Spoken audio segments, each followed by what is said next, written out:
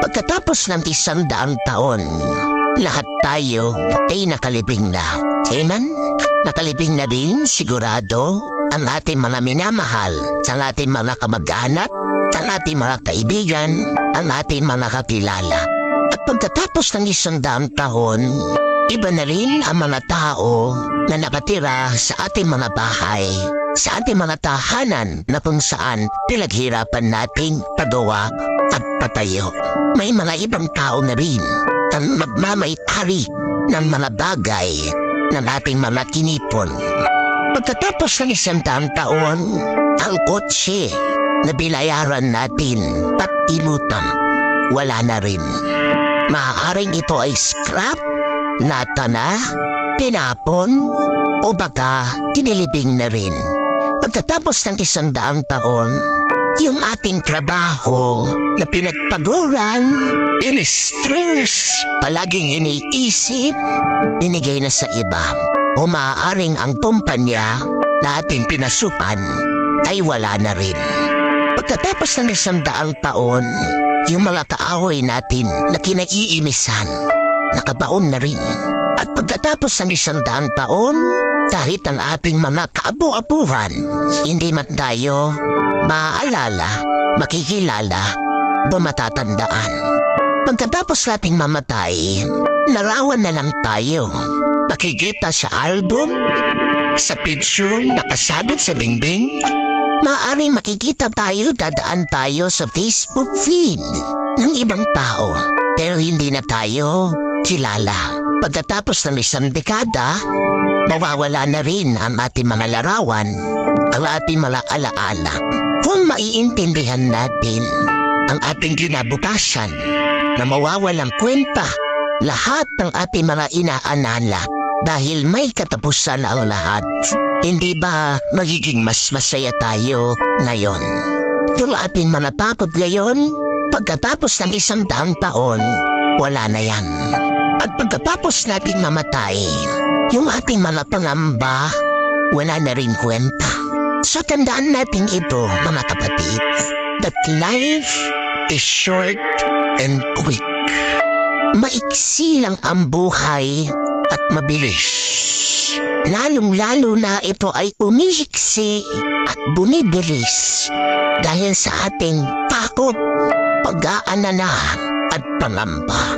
Do not make your life shorter and quicker because of your constant worrying, panicking, and fearing. Baka sa huli, magsisi ka na inubos mo ang iyong buhay sa kakaisip at sa pag-aalala.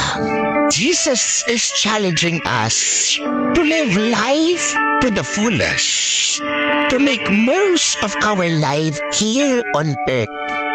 May katotohanan ang kasabihan that if it doesn't matter in 5 years, then don't spend 5 minutes on it. Kung walang halaga yan, walang kwenta, pagkatapos ng 5 taon, huwag mo sanang bibigyan ng 5 minuto sa kakaisip mo. Kaya din po si Jesus, palagi niyang utos sa atin, huwag kayong matakot, huwag kayong mangamba. Kasi ang ating mga problema ay mawawala din sa kinabukasan. We should not worry. Why? Because as Jesus explained, we have a loving God, the Father in heaven, who loves us deeply. And since we have a God who takes care of us, who provides for our needs every day, why should we spend 1 second worrying? Sabi nga ni Jesus, kahit na ang mga hayop na lumilipad, mura lang na binibili, ay hindi pinapabayaan mamatay ng Diyos. Tayo pa nga, mga tao na ginawa sa muka at wanis niya. Tayo pa kaya, mga tao na tinatawag niyang mga anak. Tayo pa nga, mga tao na napakahalaga sa Kanya. Papabayaan ba niya tayo? Bakit tayo kailangan mangamba?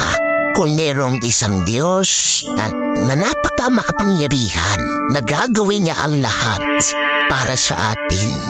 Kaya nga po, ano ang magandang gawin pag tayo ay takot? Bukod po sa pagdarasal, liban sa ating pananalig at paniniwala sa Diyos, why not try this? Make a list. Kumuha ka ng isang kapirasong papel at isulat mo lahat ng iyong mga takot, pangamba, daalala. Make an inventory of all of your worries, of all of the things that you are thinking that makes you stay up at night. Ano yan? Sulat mo yan.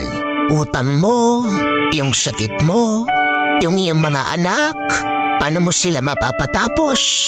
O baka, at yung iyong mga apo, ikaw pa rin na nagtatrabaho para makakain sila, tinataguyod mo ang iyong mga kapatid, yung business negosyo mo, yung asawa mo. Ano man yan na palagi mang iniisip, na pinagpupuyatan mo, na tinakatakot mo, na mawala, masira, magkaroon ng problema, sulat mo lahat. And then ask, you read it. After 5, 10, or 100 years, will these things still matter?